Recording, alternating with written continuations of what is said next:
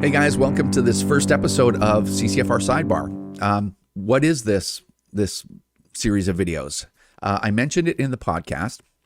The purpose of these videos is to answer questions and also to provide more in-depth explanations about why I say the things that I do, why I don't say or don't talk about certain things, why the CCFR takes positions on certain things but doesn't take positions on others, why we just approach things the way we do, because the answers to those kinds of questions take a lot more conversation than just 1 minute, in a podcast or whatever. And I'm also trying not to fill the podcast full of these long explanations and whatnot, because the podcast is the most important communication that we do every 2 weeks, basically. That and I guess the newsletter, right? But the podcast for people who just kind of want to watch this stuff on their own time or, have it running in the background or whatever. The podcast is the most important. So one of the most important things I want to say to you right now is don't let this displace the podcast. That's where you're going to get up-to-date news and really important stuff that you should pay attention to if you're in the firearms community. This is more of a sidebar kind of thing, and this is extra material. So anyway, I hope you like it, and I hope it serves some purpose. So yeah. Anyway, I just wanted to say that right up front. So today I've got a series of questions, and what I'm going to do is I'm going to kind of edit this, because a couple of these questions are easy and a couple of them are really long, and I don't have the time or the energy these days, because I got other things I got to get done, to redo this whole video every single time. So let's get started. Here's the first question. So first question, Darren Manning. This was in the last podcast. Can anyone tell me what's going on with air guns and all this? So this is an easy question. Great video, CCFR. Keep up the good work. I appreciate that, Darren. What's going on with airsoft? Okay. So airsoft nothing's going on, really, is the short answer. If you want the short answer now, you can skip forward. The prohibition of airsoft firearms or rifles or handguns or whatever, toys really, right? To some degree. The ban on toys from Bill Blair and the Liberals, that was part of Bill C-21, and Bill C-21 died on the order paper. So what that means is, and by no means am I a legislative expert, oddly enough, it's really hard to find experts in the legislative and government processes, even within government. Different story, but yeah, it was terrifying. It's really hard to find out who knows all the rules of what goes on there. But one of the rules or how that process works is, if a government has put a bill into process and it's making its way through the legislative process, if there's an election, that bill dies on the order paper, they call it. So basically what that means is a previous government cannot just pick up where that bill left off, that all those bills are canceled. They no longer exist. And if a new government or the same government gets reelected, then they will have to start that process all over again. So Bill C-21 was, it hadn't gone to the Senate. I think it was in House committees. Then the Liberals called an election. That died on the order paper. And now the Liberals will have to reintroduce a new bill. It'll get assigned a new number, but it'll be the same bill. And so there's some good and bad about that. What's good about it is the process is restarted all over again. So that means if they still intend to ban your airsoft rifles, that they're still legal, for a little bit longer, right? So a bill that's going through the process has no effect in law. So nothing's going on. The bad news is when a bill makes its way, at least partway through the process, whoever the government was that introduced that bill got a trial. It's like a trial balloon. They got a trial run. Did it make a lot of people upset? Did it make a lot of people happy? Do they think it resulted in votes, right? Did it poll well, right? In the arena of public opinion, So Bill C-21 definitely got a thorough review from us and from gun owners and from the anti-gunners, right? They hated it. They want to see us destroyed. These are people, very misguided people, and they aim all of their hate at us, the people that really aren't doing anything. So they hated that bill. They wanted this mandatory. They probably wanted us locked up if we didn't participate to the letter. They do want us locked up if we don't participate to the letter, because it would be the law, really. So the government has come back and they said, well, hey, we're actually going to make the buyback mandatory, and there'll be probably other worse things in the next bill to come up. So anyway, long story short, nothing's going on with your air guns. Continue to enjoy them, and we'll let you know as soon as possible. We'll let you know immediately when the next bill comes out and how good or bad it is. Okay, so that's that. Okay, next one. MrClassiness in the last podcast says, has the CCFR ever done anything? And some people might think, MrClassiness might think that I'm afraid of comments like that or even afraid of addressing them. And I'm certainly not. In fact, I look at those as a great opportunity to talk about what the CCFR has done and why we do the things that we do. So if MrClassiness is curious what we've done, then I would invite he, him, whatever, to go to firearmrights.ca to look at the button at the top that says, why join? Click that button and you can read exactly everything that we've done in the last 6 years that we've existed. And he'll find that we've done an incredible and unprecedented level of activity. We've done an incredible amount of work, and we've done many, many different things, tons of things that have never even been attempted by a gun group in Canadian history. Has any of that saved your guns? Is probably the question a lot of people are asking. And the answer is no. I can ask myself that question. Rod, of all the work in 6 years of literally killing yourself, working every minute, whether I'm sitting on the couch when I first wake up, drinking my coffee, scrolling through social media, all the way to flying to Ottawa to march, to doing press conferences, right on Parliament Hill, which gun groups never did. They were never into that for some reason. You guys know what we've done. It's a ton of stuff, right? Television shows, explainer videos, podcasts. It's just everything. Has that saved your guns? I can ask myself, hey, Rod, has that saved your guns, all this work? And the answer is no. And the reason for that is to save your guns, to repeal legislation or regulation or both, you need a majority government in Canada. Okay? That's it. You need a friendly majority. And from the time that the CCFR has existed, 1 month, 30 days after we took our first membership, we had a liberal majority government and an ideologically driven majority government for 4 full years. And now we're in our second liberal minority government. So can the CCFR save your guns? Right? No. The role of an organization like ours isn't to just take a 6-year hiatus, like some people, or just to thrash around and do crazy stuff to get attention. That's not our role. Our role is to continue to work exceedingly hard no matter what the political landscape is. All right. So our role is basically public awareness, public education, embarrassing the liberals when they do crazy stuff like attacks the most reliable Canadians. That's our role as spoiler. Now, if there was a majority or a minority conservative government, our role would change. And that would be to support the government. That would be to help them write good policy. That would be to help them educate the population so they didn't suffer the negative political consequences of just saying, yeah, guys, you can go to the range and use your property. Yeah, you can go out the bush, just don't break the law. Go out in the bush and use your property. That's okay. As long as you're treating your property with, responsibly. So we would assist that government and pave the way for them to make real reform that's meaningful to us. So right now, we don't have that opportunity. So that's why we're out there throwing rocks at the liberals, showing how ridiculous their policies are, right? Almost needling them to misbehave. Like if you look at Bill Blair and his behavior, oh, he hates me with a passion because I expose what a horrible person he is and what an incompetent, ideologically driven, malevolent individual he is, right? And he's done nothing but prove me right and prove the CCFR right. Right? That's our role right now. So have we done anything? Yeah, go look at the list. Has it saved your guns? Absolutely not, because nobody can do it.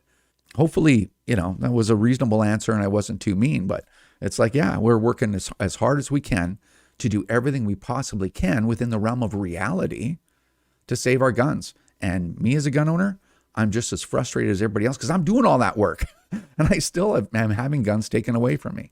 So yeah, anyway, hope that was a good answer. Now I've got a really difficult question. It really lies in 3 questions. 2 of the questions were from not the last podcast, but the one before, I believe. And I had mentioned that I was going to answer these questions, and then one from the last podcast. So what I'm going to do is I'm going to read all 3 questions, and then I'm going to edit into the answers. because it's gonna be a long talk, and they're complex and they're uncomfortable. So these are my favorite questions, the uncomfortable ones. So here's the question. So Liberty in Peril. I'm sure Liberty in Peril has been waiting, because they've been I don't know if it's he or she, but they've been popping in recently. So what they say is, so sorry, but this approach to liberty is run aground. It's over for selecting parties and praying for certain politicians to actually observe the rights of free people, because they won't, and they will never. I think what he means is, or they will never get elected. And I agree. This has been and is now a struggle to change the way we are governed, not the government itself through elections. It will take courage, unity, and a show of force, if necessary, to declare a new state of existence in Canada. Time has already run out. Then Misfit has said, can you do a show on the UN Sustainable Development Agreement Canada has signed on to? I'm paraphrasing a little bit. Please don't forget to include Erin O'Toole's connections through Mr. Salomon. Can you also explain why a population should be armed, in your humble opinion? You can see what they're after there. And then this last podcast, Brian Room says, we need to expand our firearm rights and quit being defensive. Okay. So, you know what? I'm going to stop now so that I don't have to read the question again when I screw up or whatever, or go on and on. So hold on. Liberty in Peril. I'm going to kind of address this and go through all these different things, but I'm going to start with Liberty in Peril's comments. And hopefully all of these little responses will accumulate into an answer or something, or at least you'll understand my / the CCFR's perspective. So basically what the first 2/3 of their comment says is the whole system is doomed. It can't be repaired by politicians or government structure or whatever. The whole thing is going to collapse. And you know what? I agree with that. Except these things, because basically, yes, I agree that the whole system is going to collapse on some given timeline, right? And given a long enough timeline, your survival is 0. So I agree with that. But here's the thing, what that also says, combined with, not Liberty in Perils, but combined with other ruder, more extreme comments that I get that are similar in nature, and I'm going to address all of them, and it might sound a little bit mean, and I don't mean it directly at Liberty in Peril because they haven't said anything mean. So just, again, this is an accumulated thing, is that there's a lot of comments, and basically it's don't do anything. It's a waste of time. Anyone that does anything is being, is an idiot. If you do anything other than what I say you should do, you're a cuck, you're a sheep, you're wasting your time, you're a grifter. If you have an organization and you do work to try to do whatever it is you're trying to do, and the people that support you are suckers and all that stuff, all of this stuff, to me, the reason why I don't address it or deal with it is because it's meaningless. Like, it doesn't make any difference in your life, and it certainly doesn't make any difference in the lives of the people that are following you or supporting you. I have to, just to keep myself sane in this crazy world, I have to do things. I have to do work. I have to take action. Things have to be actionable. Those kinds of comments are not actionable. I may agree with them, but there's nothing there I can do about it, right? And for me, the way through life isn't to be like, oh, the system is eventually going to collapse, so I guess I'll just sit here and do nothing but shoot my mouth off on the internet. Try to get proven right a year from now. Like, I just don't see that as a way to live my life. And I don't see that as why would anybody support the CCFR if that's the way that if that's the way I was, like you guys know that I'm going through treatment for cancer. I've got a lot of issues that recently popped up that are leading me to believe that I might be dead in a year or even 6 months. I could be wrong. Maybe I'll be alive 2 years from now or 6 years from now. I'd like a lot more time than that, right? Because I have more things to do. But if I believe that I would be dead in 6 months to a year, why would I even come in here and make a video? Why would I give a crap about talking about Liberty in Peril's comment? An anonymous person on the internet making a comment, right? Why don't I just sit home and get drunk and just wait to die? Do you see what I'm saying? So I'm not like that. That would drive me crazy. I'd be like, what I would do is I'd be on my deathbed going, that last 6 months where I kind of knew something was wrong and all I did was sit and get drunk and hide from everybody. Man, I could have been doing all kinds of cool stuff. I could have left a little bit of a legacy. And so that's what's meaningful to me. So I am in here making a video today. I am going to make another podcast. We are going to do more projects. I am talking about another television show right now. Even though I might not even be able to do that show, but I'm putting in things that says, well, if I can't physically do it, then, our contract is null and void. These are the things that I am doing. You have to take action. So, and let me say one more thing. I know I'm taking a long time just on this one comment, but it's important. So people are like, you can't save your guns under, this system or whatever. It's like, yeah, you're probably right. But what if I could and I didn't take any action, right? So I am going to take action because there is a small chance. Same thing with the court case. It's just as likely we're going to lose as we're going to win. But there's a chance that we could win. What if we did win something? What difference would that make? It'd be varying degrees. Maybe it's just a couple of great lines from the judge in that judgment. Maybe even a couple of great lines if we lost that are in that judgment that we could use in other cases later, because the judgment is like law. It's like precedent. Okay. So we try these things. We try to do them at least once or twice. We won't keep doing the same things over and if they're not working, but at least you got to try it once rather than just talk about how it can't be done. Now, even if I couldn't save my guns, why is it meaningful to still take action? I'll tell you why. Because if somebody's going to take something from me and I can't stop them from doing it no matter what, I'm still going to make it as humiliating and as frustrating and as difficult and as arduous as I possibly humanly can. How about that? Maybe that's my role. But any way you slice it, everything that I've said so far, it's still about taking action. Meaningful action. You got to do something with your life rather than do nothing and look for people to follow you and commiserate with you on your live stream. It just doesn't change anything.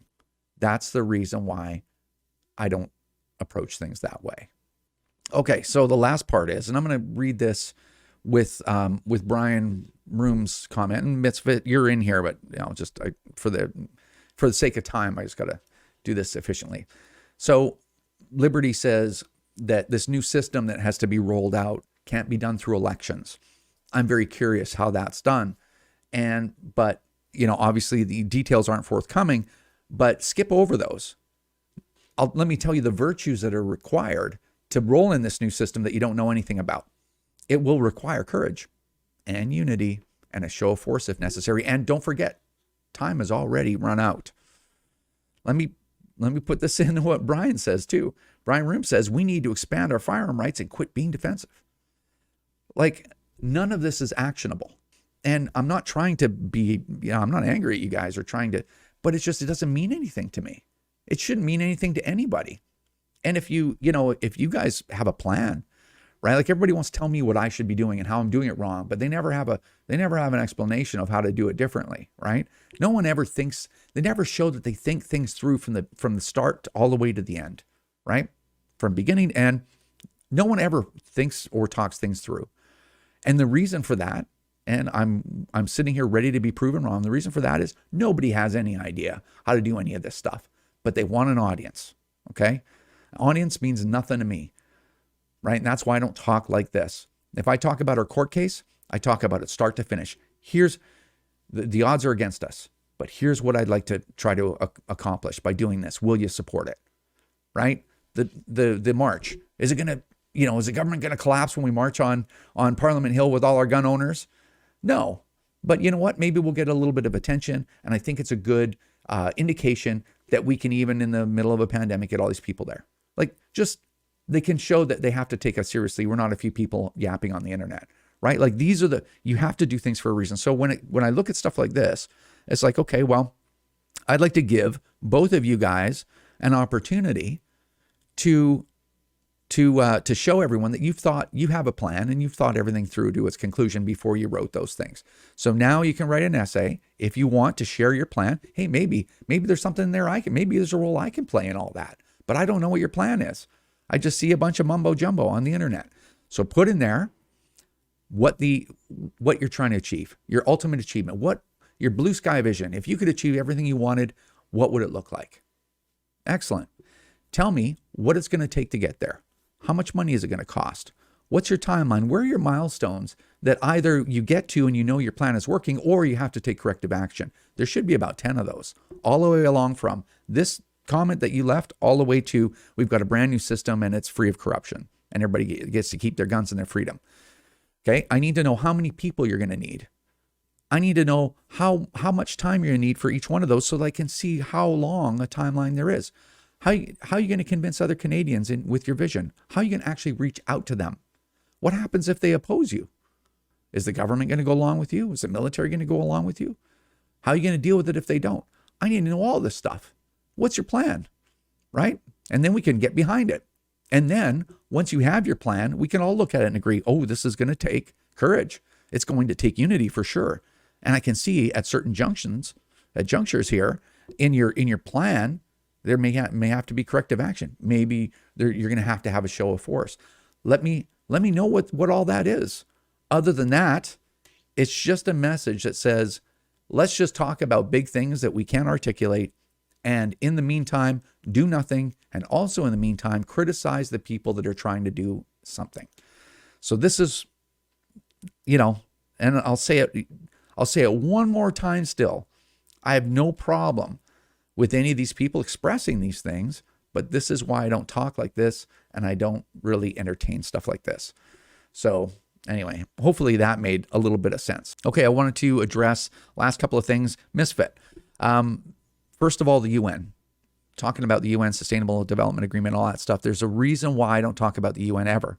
Because the UN has absolutely no direct influence on your life as a gun owner in Canada.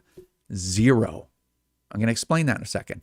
And no individual or gun group in Canada will have any effect whatsoever on the UN and whether or not the UN is going to play a part in changing your ability to own these firearms. That's the fact. Now let me explain it to you. The only group of people in this country that have an effect on what goes on in the UN is the sitting government of Canada, whether it's the Liberals, Conservatives, the NDP, the Rhino Party, whoever, okay? Those are the only people that have an influence on what the UN is up to.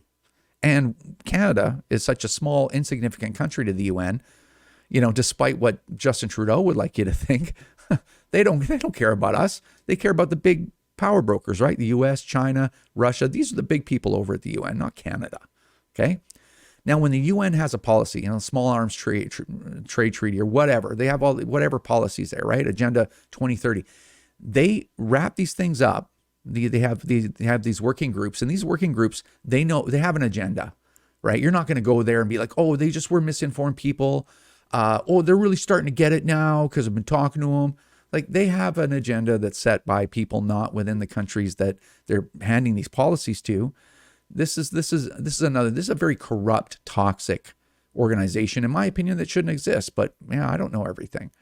But anyway, these policies get rolled up, and the only effect that these policies can have on your life is they get presented to a sitting government in Canada, and they say, hey, you should implement some of these things in your legislation and regulation. And it's up to the Canadian government to do that.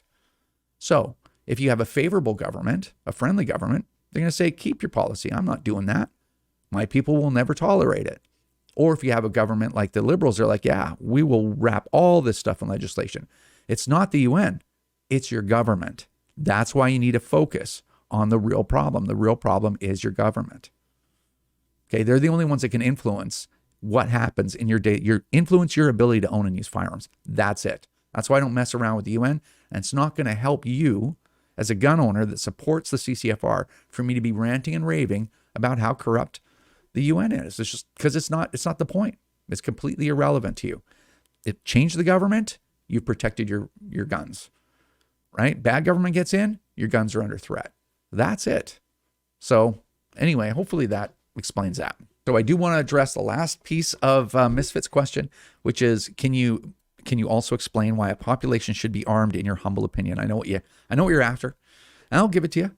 So we have policies at the CCFR, written policies on these things. So nothing's going to be a surprise here. I believe, and the CCFR believes, you should have a firearm for sport shooting, recreational shooting, hunting, collecting. You should be able to inherit people's guns. And guns make a really good tool to defend yourself with should someone try to rape, assault, or murder you. Certainly with people who are weaker than their attacker, which is pretty much all of them all of the situations, like 99% of situations, you're going to be weaker and smaller than the person attacking you. That's why they're attacking you. They don't attack people that are bigger and stronger than they are. If you have a firearm, that evens the odds and allows you to be able to project force if necessary and reasonable in the circumstances. And I don't know why, after all this time, I think I mentioned something in Gun Ban Canada Exposed in one of those episodes. I think it was the last episode or the second to last one. Why it's taken about 30 or 40 years for the government and the hardcore, almost all of it, leftist media in Canada to convince Canadians that there's something wrong with defending yourself if someone is trying to rape, assault, or murder you. Like, I think a lot of Canadians are so reluctant to defend themselves. They're so dependent on the police to do it that, that it's somehow a sin to even talk about defending yourself if someone's trying to rape, assault, or murder you. And I don't know why that's controversial. I mean, I know why, but I just don't know why anyone would buy it or agree with it. And apparently, and it's taken that same period of time for people to get convinced that if you do it with a firearm, it's even a bigger sin. If you protect yourself from being killed and you used a firearm to do it, that somehow you're just even worse. And, I'm going to share something with you. And it's just an opinion so hopefully I've answered your question. I think firearms are important for all of those things. And I think that it's reasonable if it's done in a reasonable manner. Okay. Now, here's the thing. I want to answer this. I think that the reason, and I could be wrong, but I'm pretty sure this is it. The reason why so much effort has been put into the government telling you, I might even say that in that episode of Gunman Canada Exposed, but they put so much effort into telling you that there's no way that you can use a firearm to defend yourself when you can. It's complex, but you can. They want you to never, ever consider that, because if the government ever lets you think that it's appropriate to use a firearm to defend yourself from rape, assault, or murder, that it starts looking like a right. And they don't want you to ever believe that you should have a right to own a firearm. That's just seems to be, that's how things look like they're lining up to me. So anyway, I think that's why there's all that effort. But anyway, hopefully I've answered your question. And, the CCFR, I say that I believe in those things. The CCFR has written policies on that. And that's the reason why we have those written policies, so you can see what we believe. But are we actively, I just want to mention one more thing, just because we're on the topic. Are we actively advocating for all of the things that we have policies on? No, we're not actively advocating for those things. Whether it's self-defense or whether it's concealed carry or whether, all of the hardcore, like we're a hardcore gun group, but we don't actively advocate for a lot of those things right now because it's just distracting to the conversation. There's a lot of things like just not even losing semi-autos that we have to deal with and actively advocate on before we even start talking about some of those things that are way down our list. That's the reason why we don't talk about those things. Not that we don't believe them or that they're not reasonable. Anything that's in our policies are things that we've debated amongst ourselves and are reasonable, that are defensible, that we can defend those ideas if we have to. So anyway, we got a long way to go before we start talking about a lot of those other things. So hopefully this was instructive. This was the first episode of the CCFR Sidebar, and hopefully you enjoyed it. I'm going to answer more questions next time, and hopefully it didn't breed more questions than answers, but that's what I got for you. Okay, thanks for joining me today, guys. Take care, and we'll see you soon.